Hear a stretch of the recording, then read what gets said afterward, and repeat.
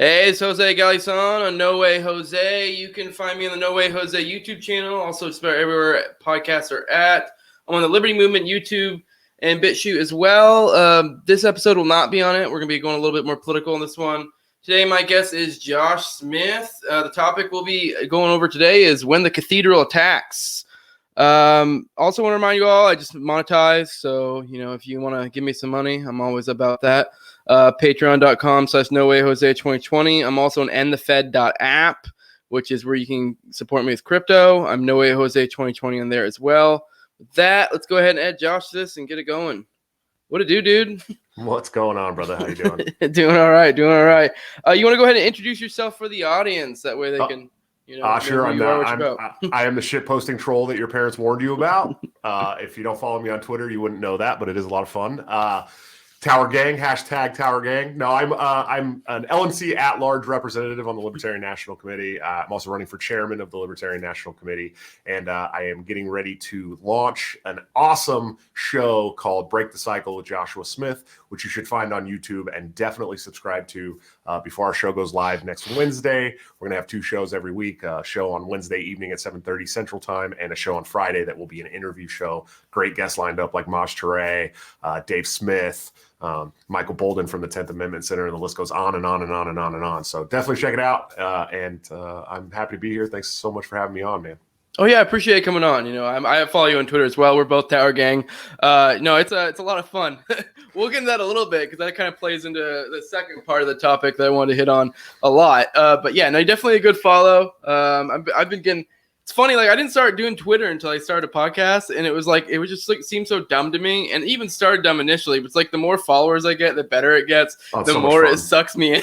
Twitter is so much fun because you just relentlessly talk shit to people on Twitter. I mean, Twitter, it was created, like you can't deny that it was created to just troll people to Kingdom Come, man. I mean, it's, you get booted, but you can always start another. It's like Twitter, you can always start another account, like always. No matter how many times you get booted, people will come back under different names, and it's not like Facebook where, I'm banned for life from Facebook, and they've blocked my entire IP address to the point of where when I tried to start another account, it was gone within 8 hours of starting the new account. Twitter's not like that. So you can have a lot of fun on Twitter. Plus, you got all these really stupid, I mean, just dumb as shit blue check marks that you can go and talk shit to. That's what the Tower Gang was born out of the ashes of failed blue check marks. So it's fun. It's a good time. Twitter's definitely fun. Yeah, it's great for sure. No, it's just like it's great like a nobody like me that can I can just go talk shit to these like big politicians and journalists, and then like I will sometimes get responses and stuff. So I can't tell you how many times I've been like, my kids will be like, "What are you doing, Daddy?" I don't know, bullying the vice president. Yeah, exactly. I mean, it's like the one place you can actually do that, and right now Twitter's doing this thing where they're actually like blocking, they're like suspending accounts for posting pictures of our president right now. So if you post a picture of him sniffing a child, they immediately deem it as child pornography, and then they suspend your account. So a picture of our president can get you suspended for child porn. Keep that in mind. That's the person that you voted for. 80 million of you voted for a man that sniffs children so bad, Twitter will not allow those pictures on their platform, okay? Congratulations. I hope you feel bad. So to touch on go back to your podcast a little bit, I kind of want to hammer down. So you're kind of doing an interview / you're also probably going to have your rants type ones. That the basic template you're shooting for there? Sure. So like the Wednesday night show is going to be, I'm calling it the solo show. It always have me. I may have some like random co-hosts here and there. I got some, I live in Iowa, so I got a lot of friends that can come and sit on the couch and be a part of the show. And, I may get my girlfriend to sit down every once in a while. She's one of the founders of Informed Choice Iowa. I might have random people that come and host the show on Wednesday with me, but it is the Break the Cycle with Joshua Smith. And then on Friday evenings, we'll be doing an interview show. So it'll be, 1 hour twice a week. I'll stay consistent about it because it's a live show. I want the viewers to feel like they can always come and watch the show whenever they feel like it. But so it should be fun. And it's not just going to center around, I'm a libertarian. I work with the Libertarian National Committee. I work with the Libertarian Party, but it's definitely not centered whatsoever around the Libertarian Party. We're not going to sit there and talk electoral politics every single show. I might mention some things here and there. I'm definitely going to take some pot shots at the Republicans and Democrats because they fucking suck. But I'm not going to draw a bunch of anarchists and agorists and all this stuff in, and then be like, hey, listen to the Libertarian Party, join the Libertarian Party. I'll throw that shit in the show notes, and you can deal with it on your own if you want. If not, that's fine too. Just watch my show, join the Patreon, join the YouTube, join the Odyssey, all that shit, and just watch me. That's all I give a shit about. I'm trying to grift that ad revenue because I got 6 kids with a grandchild on the way, and I'm going to grift myself into my dream job of being a stay-at-home dad. Yeah, I'd like to be a cat man as well. That'd be nice. Yeah.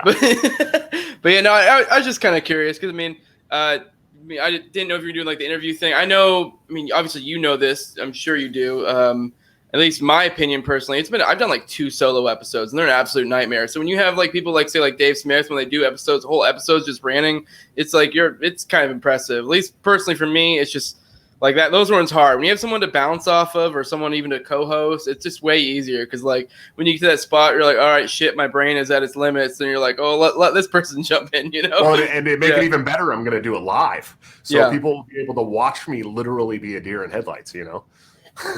Yeah, I think my first solo episode, I like did it like because most of the time I do all these in one shot. I don't have to ever edit like at all. But like I know my first solo one, I had to like redo like 4 or 5 times just because I'd like start stammering and like start getting in my head. And it feels way less organic when you're just talking to a computer. Like here, like I have you, we're having a conversation. It just feels more real. You know what I mean? Sure. Yeah, absolutely. And I will do some recorded content here and there too. I want to keep the YouTube fresh and get as much content out as I can.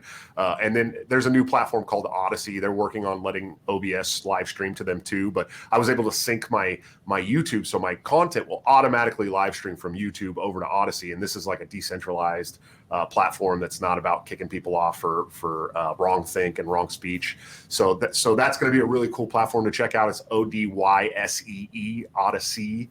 It's really great platform. I think everybody is pretty much syncing their YouTube to it now, especially people like Eric July, Dave Smith, stuff like that. So definitely check that out. But yeah, it's going to be fun. But I am going to live stream. But like I said, I will have some recorded content here and there once I learn how to edit a little better, just because I want to keep little snippets here and there for people to check out. And, if you don't have the time to listen to a 1 hour podcast twice a week, then you can always check out the 10-minute recorded content that I put out too. So. Yeah, a little pro tip for people who are content creators out there. I don't think Odyssey will let you sync until you get to like 300 subs. So if you're a small fry like me, it's you're gonna have to manually update it every time. Which it is what it is. It's definitely a good place to be. I'm just too lazy. I'm waiting until I hit 300 subs. That way it'll sync it for me. We gotta get your sub count up, man. Yeah, do it. Hey, don't you got kids to feed? You better start self promoting, man. Yeah. Right now, I'm still in the stage of losing money because I got to pay for this shit. But I'm just like, but it is what it is. I'm not complaining. It's fun.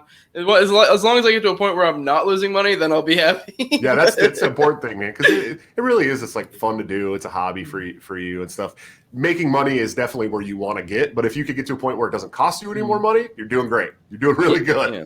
My opinion with something like this, especially when you're coming when you have no name, you probably got to just like do the long grind and just be consistent. So I just try my best to do two episodes a week and just stick with it, and eventually you get there. But yeah, because I don't expect to be like a month from now be like making. Maybe make a little bit of money, but not anything that's like substantial. Because with something like this, there's so many people in there. You just feel like it's a longevity that gets you there. But anyways, I brought you on here not to just go on about podcasts. I kind of did want to like hit what you're going at. I didn't know if you're going to be used like an outlet for your campaign. Sounds like you're going more like the more organic, like just your thoughts and maybe a little bit of that as well. It's going to be a legit show. I want it to be I want it to be a show that everybody can enjoy and one that educates normies on why it's important to say fuck you to the state. You know what I mean? It's an important thing to do. But and we'll have really good guests on the topics. So and I've been able to amass this kind of pipeline of really cool names over the last 5 years during my campaigns and stuff. And I think it'll be a good show. Hopefully people enjoy it. If they don't, fuck you. Yeah, I think they'll enjoy it. You seem to, at least from following on Twitter and stuff, you have the kind of the vibe that I'd want to follow. So I'll definitely be watching it. No, I appreciate it. But the reason why I brought you on here is because I wanted to do an episode of just like kind of when the Cathedral goes after someone, and you, as of late, were a target of the Cathedral. I do want to preface this whole conversation with I came in here completely blind. I have only heard little bits and pieces of this whole drama because genuinely I kind of don't give a fuck, aside from the angle of I do think it's interesting of that you got targeted. But so far as the drama of the family this, family that, like while we've talked before, I'm a non-voting anarchist.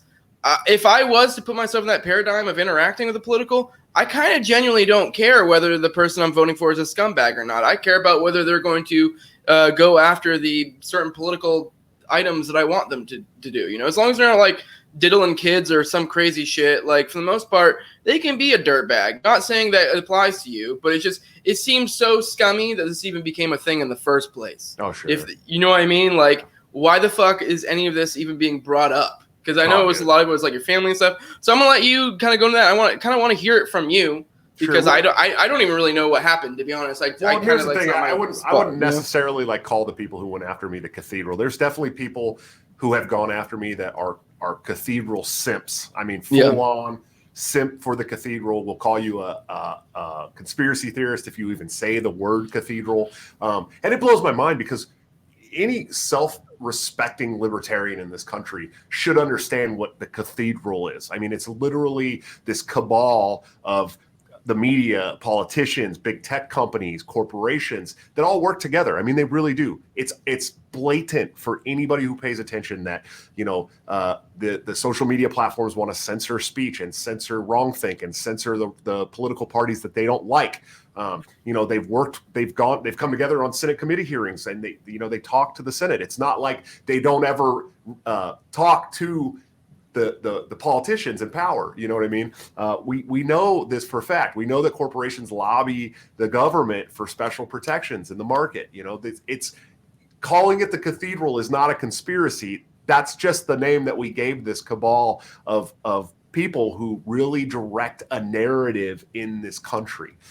So I kind of had my own little cathedral in the libertarian movement because I was running to be the chair of the third largest political party in this country. And there's going to be some people who oppose you. Now, I understand opposing me on policy, but when you start going after my fucking family publicly, when you start going after my 16-year-old daughter, when you start going after my 75-year-old grandmother after my grandfather passed away, when you talk shit about my mother, there's something wrong with you. You're a piece of shit. But it became apparent to me that some of these people probably are not libertarians. You know, they're probably not. They're probably only here to be agents of chaos. And, you know, there's a lot of talk about Nicholas Sarwark, who I ran against in 2018, being a high-level government agent of some sort, CIA Alphabet Boy. NSA or something like that. And that came from WikiLeaks dropped a document that was hacked, I believe, from Stratfor, which is, you know, they essentially work with high-level agents around the country, and his name was on there. His name and address were on this list that was said to be only high-level, informants or agents that were working with Stratfor. Now he explained it away as his brother-in-law bought him a subscription to the magazine as a birthday gift or some dumb shit. And that's the only reason his name was on there. Well, that's not what WikiLeaks said this was for. This wasn't people who subscribed to the Stratfor magazine. You know what I mean?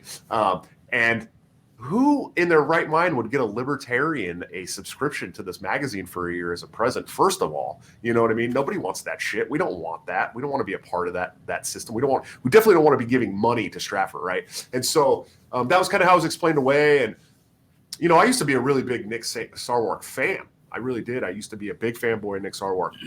And then I started watching him go after people like Tom Woods and Dave Smith and Eric July and, talk shit about Ron Paul. Like, Ron Paul brought the vast majority of my generation to liberty. I mean, there's just no denying it. You don't fuck with Ron Paul. You don't fuck with Papa Paul, man. And so I started kind of wondering, like, what the fuck's going on here? And that's why I initially ran for chair in 2018, because I called some big level libertarians who were like, hey, you need to run for chairman of this party because this guy's a piece of shit and needs to go.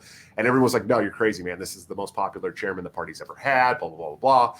And so I ran, and I didn't beat him. He beat me handedly, but that's when I really started to kind of give credence to this speculation that maybe he was an alphabet boy of some type, and I realized that he grew up in Arizona, but then he moved to Maryland and got involved with the Maryland State Party first, which is just so happens to be where the headquarters for the NSA is, and you know what I mean. And so and then he started moving his way up and became the chair of the party. And once he was the chair of the party is when he started going after all these big name libertarians that were really good at bringing people to the movement, really good at educating a populace. Why would you do that? And Tom Woods, I think it was Tom Woods said, if maybe he's not a federal agent, but if he was, could he be doing a better job? I mean, I was literally thinking that the whole time. I was waiting to interject with that. And so I'm sure that some of these people who I've gone up against or who have come after me and started using all these blatant fucking lies about me and my family are probably part of the Cathedral. I mean, I talked to some of the old like members of the party, like D. Frank Robinson and people who've been around since the beginning. People who were friends with Murray Rothbard and shit, and they they'll tell you straight up. They're like, for every 100 people you meet in the Libertarian Party, one of those people is probably from the Republican Party or the Democratic Party or an alphabet agency here to try and cause chaos in an anti-state party, And so I'm sure there are some, and this person, Angela Fisher Owens, and her husband Ethan Owens, who I've watched for the last 5 years, only attack people in this movement. They've never done any good work whatsoever. They went after Adam Kokesh. They've gone after me. They've gone after anybody who gets like any kind of following in this movement. Why would you do that if you say you want to grow the Libertarian Party, you want to grow the Libertarian movement? Why would you only attack people who are bringing people to the movement? So, they're bad people, but they've called me a domestic abuser. They've called me a sexual abuser. They've called me a deadbeat dad. They've said I can't hold a job. They've said anything that they can throw at me and try to get to stick, they will. And it's been pretty crazy. It's hard to deal with as a normal dude. I'm just a fucking maintenance guy from the West Coast. Like I'm not a lawyer. I'm not a doctor. I'm not one of these big name people who get into politics to make a bunch of money. I got into the electoral politics side of the liberty movement because I felt like it was a good place to educate normies on how to become more libertarian in general. If that means they opt out of the fucking system and become non-voting anarchist, awesome, great. Mission accomplished, right? If they become libertarians within the electoral politics sphere and they start voting libertarian for people who are trying to get into positions to relinquish power, fucking awesome. Mission accomplished. That's why I got involved. And I understand there's a lot of people who don't, they don't want to be involved in electoral politics. More power to you, man. Just don't deal with the system. You shouldn't. If you feel like you shouldn't, then you shouldn't. And so yeah.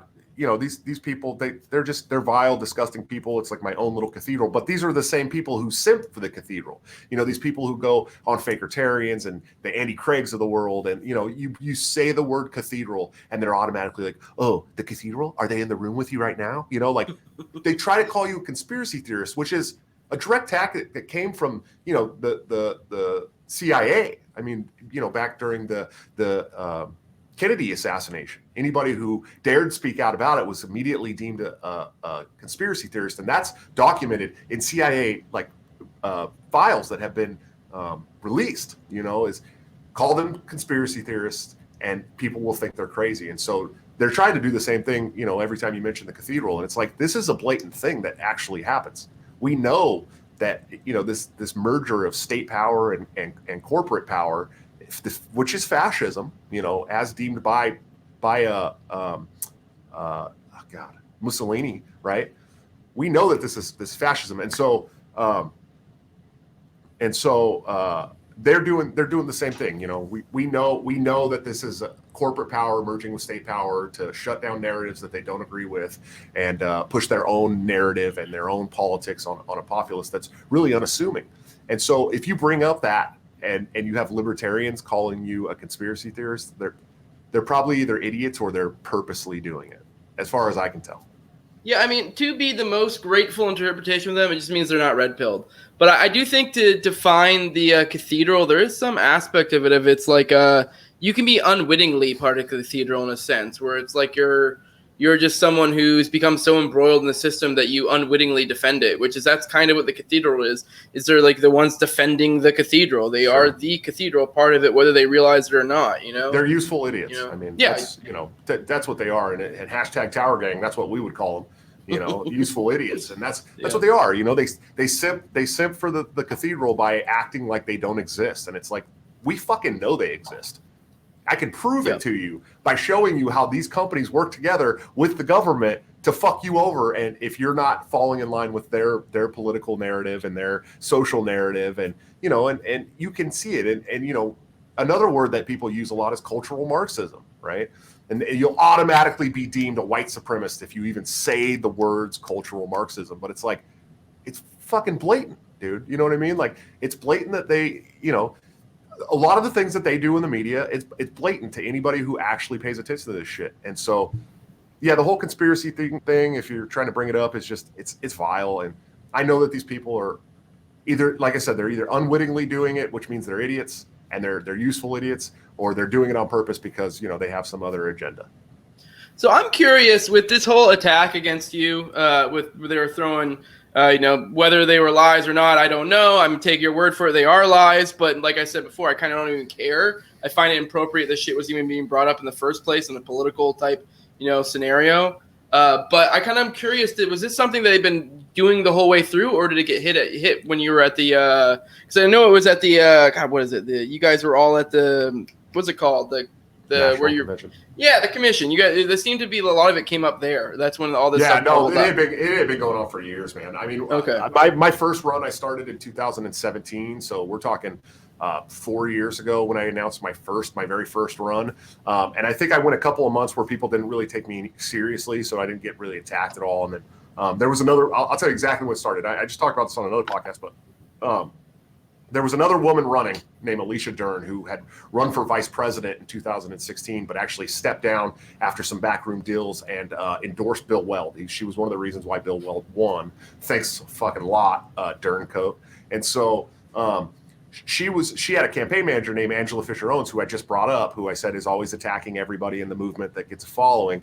And they came to me and they were like, hey, let's work together to take down Nick Sarwark. And I was like, you know, I'm going to run my own campaign. I'm doing this thing independently. I'm doing pretty well. I've raised a lot of money. I'm traveling to some state conventions and stuff.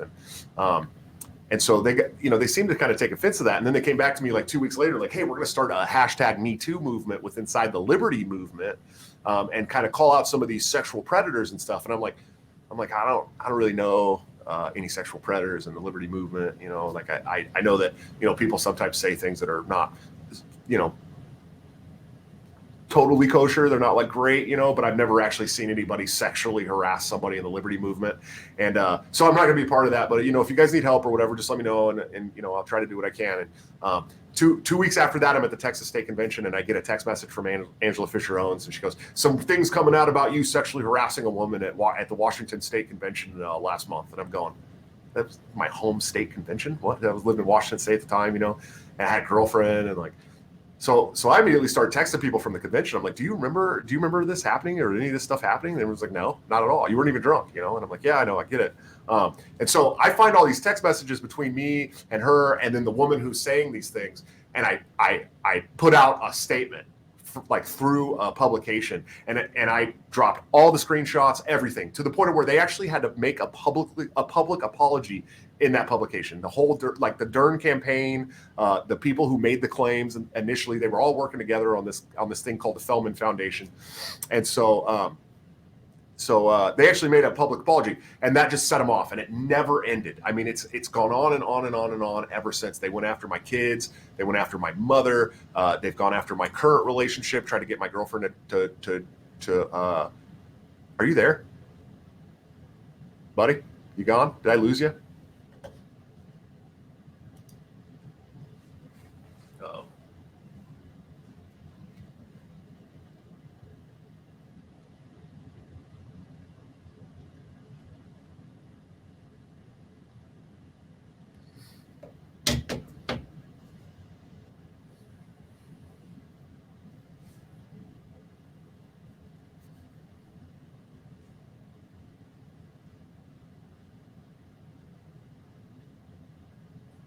Hey, I'm back. Sorry, my power flickered for some weird reason. I don't know what happened. So I kept recording me, I think. I don't know. I don't know if you did anything embarrassing that we may need to cut this out for, but if not, we'll just roll with it. Good luck, man. Good luck. No, I was just saying this, you know, after that shit, it just went on and on and on forever. It never stopped. They went after my kids, my mother, my grandmother, my friends, my current girlfriend, my current relationship, where we just had a baby December 31st. When she was pregnant, they were reaching out to her, trying to get her to leave me so they could spin a story that I left a pregnant woman. And They bribed my 16-year-old daughter with money and a cell phone to like make a statement against me during the national convention. Who by the way, I have full custody of now, and actually took custody of her 2 younger siblings that are not mine, so that they wouldn't go to foster care. So all this shit you hear about me being a deadbeat dad, like I could fucking prove I'm not. So fuck you if you bring it up, right?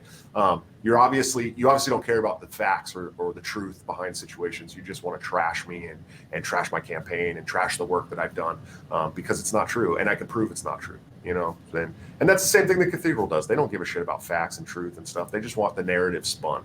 And so, yeah, like I said, in a way, they're a mini Cathedral for me. But shun the non-believer. Yeah, the Cathedral very much exists. I mean, the way it's written about and the literature about the Cathedral. I mean, it very much exists. And people will try to tell you that the Cathedral is like a Jewish conspiracy. And, you're saying that the Jews control everything and this and that and this and that. No, dude, it's just the Cathedral, man. All right, so now on to the JQ. No, I'm just kidding. Yeah, right. Yeah. Whoa, buddy, whoa, calm down, okay? Woo. I'm half Jewish, Yeah, no, I feel it wouldn't if it was really the Jewish conspiracy. Don't you think we would call it the Temple? I'm just saying. Right? It's almost more catchy too. I'm just saying, wouldn't we call it the Temple? I feel like we would probably call it the Temple if this was a Jewish conspiracy. But it's fucking not. It doesn't matter what the race or nationality or religion of these people is, as long as we break them up and get rid of them so that they can stop spinning a narrative in this country the way they want it spun.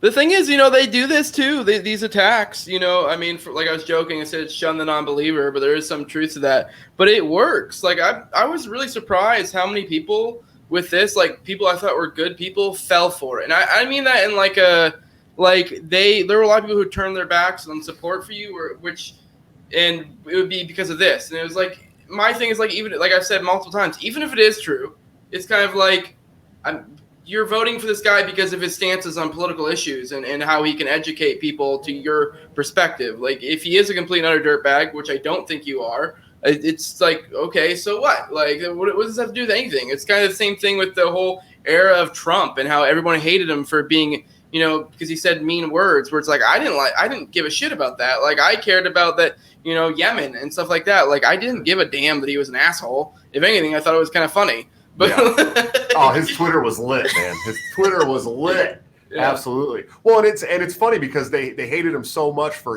the way he acted that we got rid of the fake racist and put an actual racist in office. And they don't care. They don't give a shit about. The thing about politics is the Republicans and Democrats have become such chest-beating tribalistic shitheels that they don't care about the policies anymore. They just don't. They don't give a shit about the policies. It's all about, can we fucking win or not? And they've proved that. They've proven that now by voting Hillary in 2016 and by voting Biden in 2020.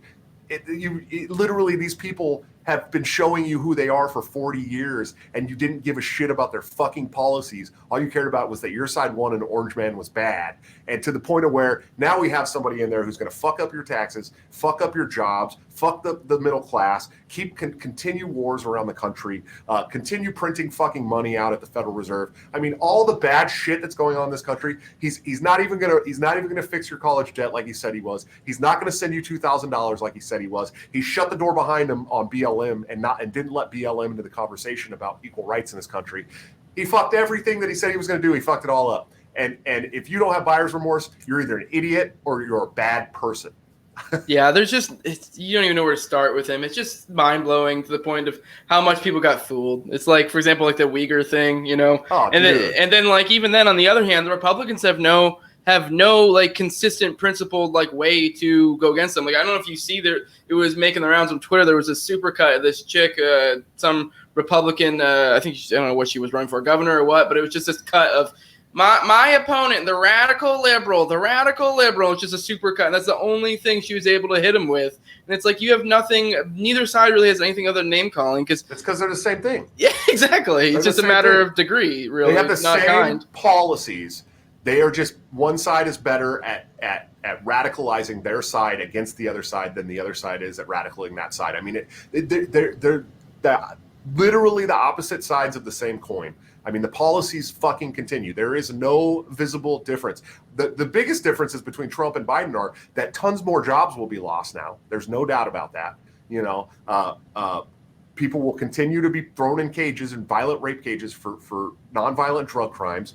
The Federal Reserve will continue to press on. The boards will continue to press on. There is no visible difference. And they're just so good at radicalizing their side to think that there's a difference, that they go down the voters' booth, angry, violent with their pitchforks, ready to attack the other side. That's the only difference. There is no other difference. The policies continue. There's no, Trump wasn't going to kill gay people and black people, but Joe Biden might.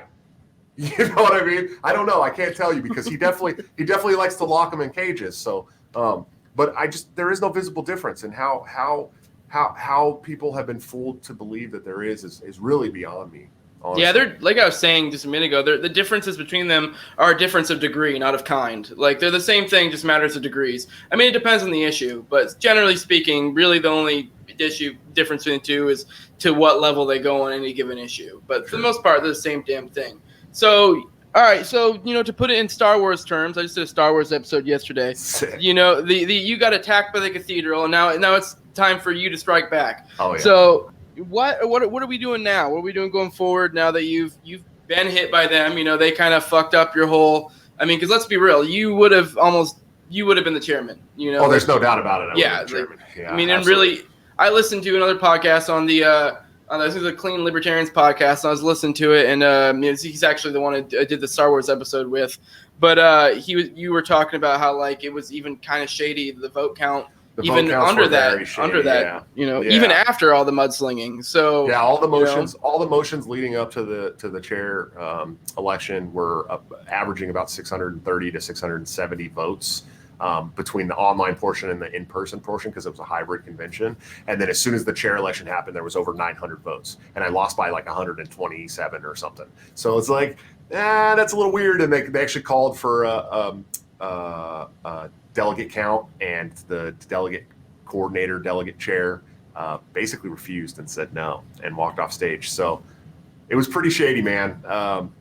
I can't say anything definitive. I know there's other people on the LNC that think it was really shady too.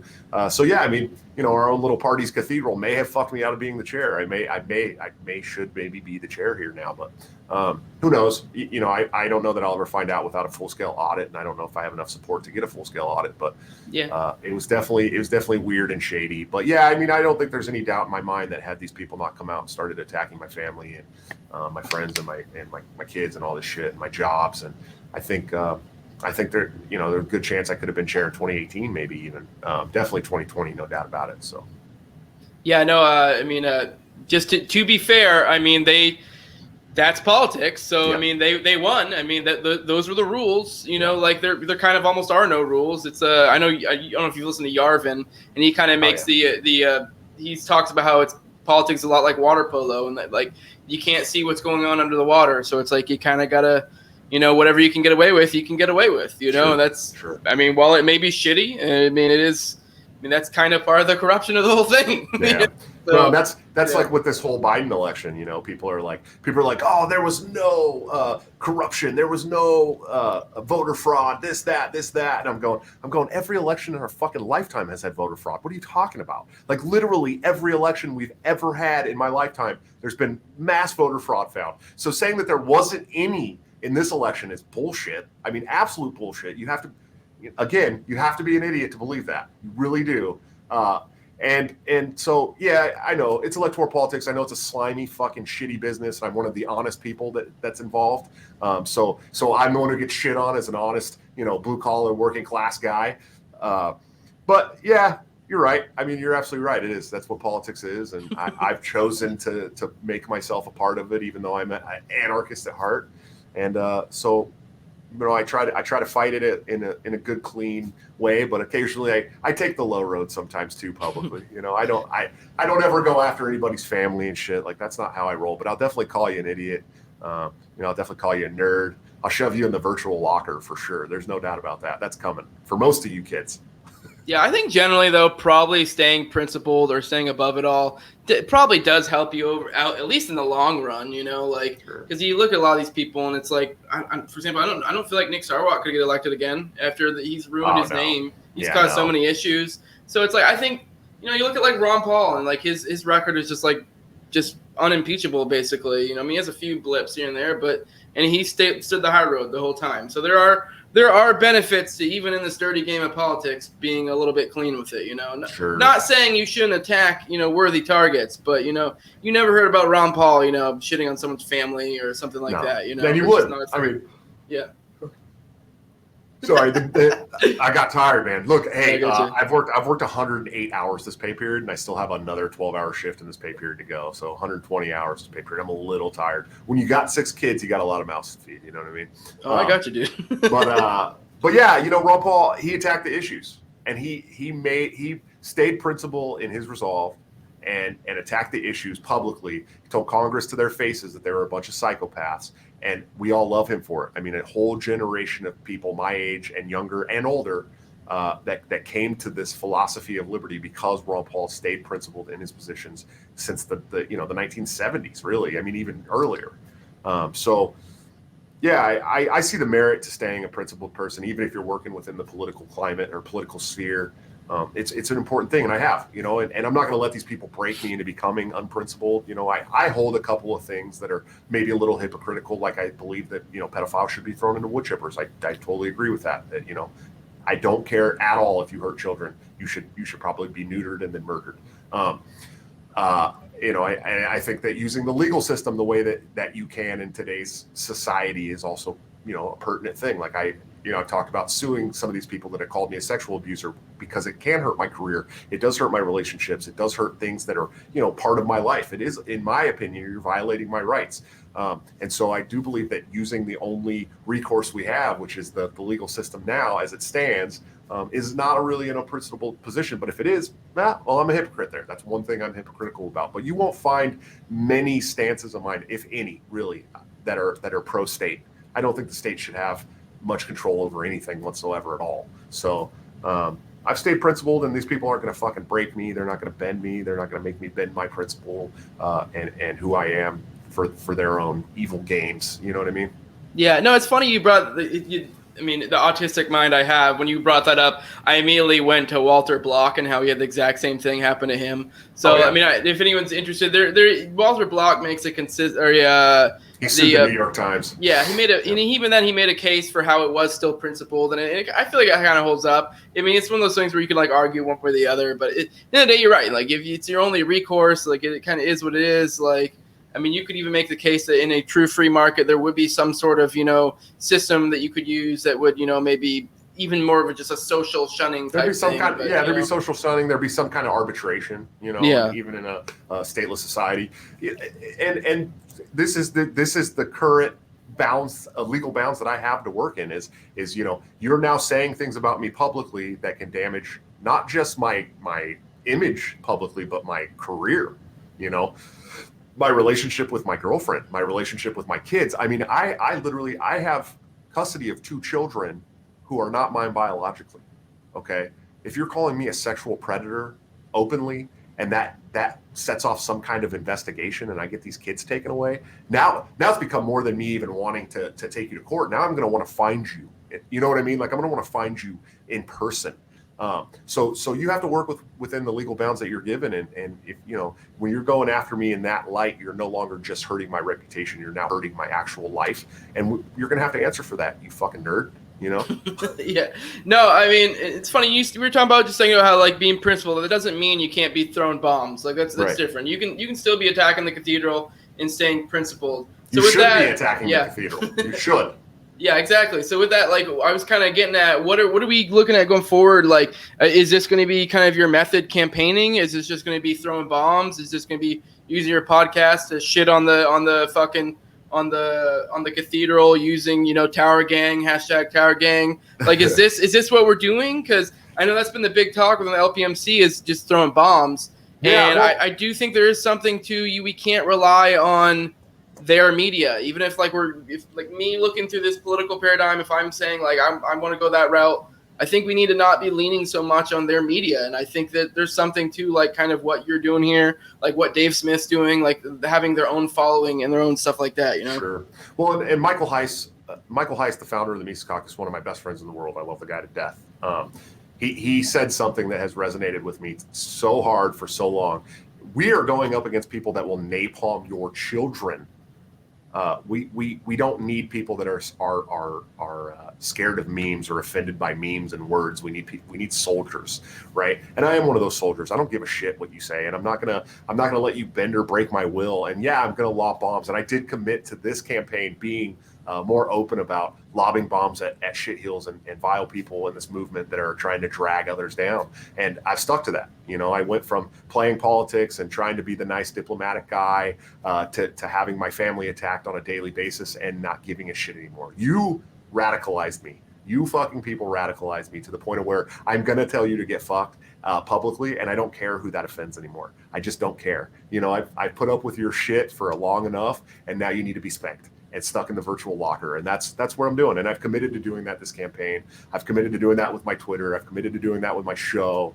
I'm not going to let these people sit in the shadows and attack good libertarians anymore. I'm going to call them out. I'm going to bring them to the light, and we're going to mock them relentlessly. It's funny. I actually have in my notes here, I put Meghan McCain because I literally I wanted to work it in somehow. This is a terrible ham-fisted way to work it in. But I spent probably like a good hour watching your recent roasting on him just through Twitter, just in there laughing, drinking beer. When talking about John McCain with all those people that were like, he's an American hero. I'm like, Jesus fucking Christ, an American hero? Okay, to who? Not to Middle Eastern children, that's for sure. You know what I mean? No, that one was great. That one spread all over Twitter. I think there was a tower in there at some point. It was fun. There was a tower. I'm pretty sure someone towered that. Daddy's in hell. So here's the thing. I'm not a person who rejoices in death of almost anybody. And I don't celebrate. I don't dance on graves, but I don't give a shit about John McCain. He was such a fucking warmongering piece of shit that I just don't. I don't care. The world became a safer place when John McCain died.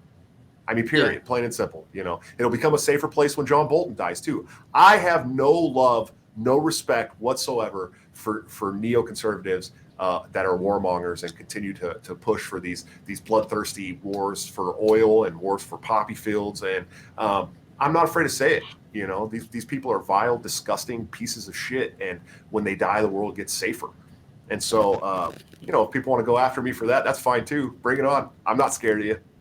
Yeah, no, I take the perspective when it comes to death, not that I'm necessarily going to go harder on you after you die, but at the same time, it's just because you die doesn't make you any more or less of a piece of shit. So, I went hard at John McCain when he was alive, and I'll continue to go hard at John McCain when he's dead, because a lot of the shit that, a lot of the stuff that he pushed for is still in play today. These wars are still going on. And, I came to this whole movement because I went and served a tour in Iraq in war.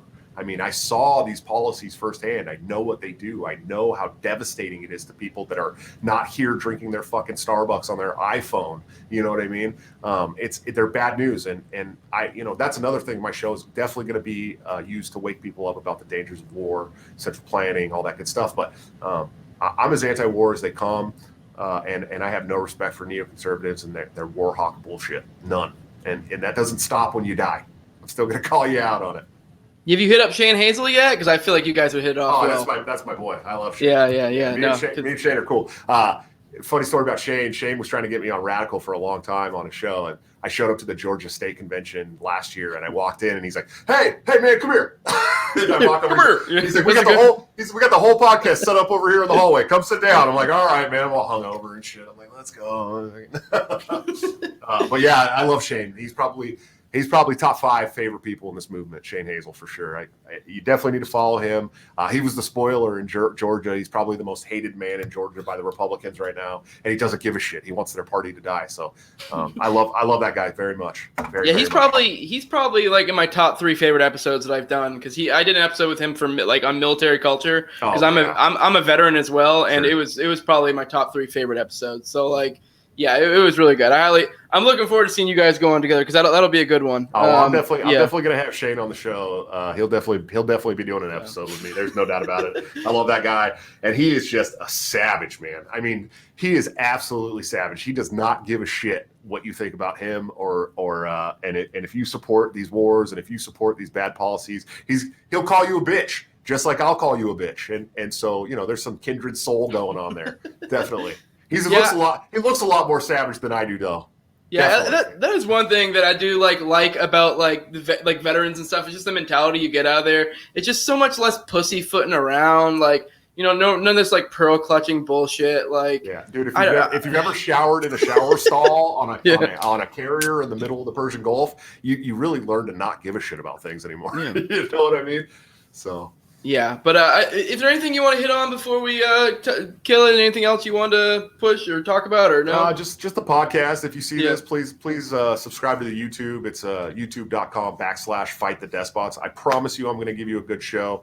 The goal is to have our first live show on the 24th, which is this coming Wednesday.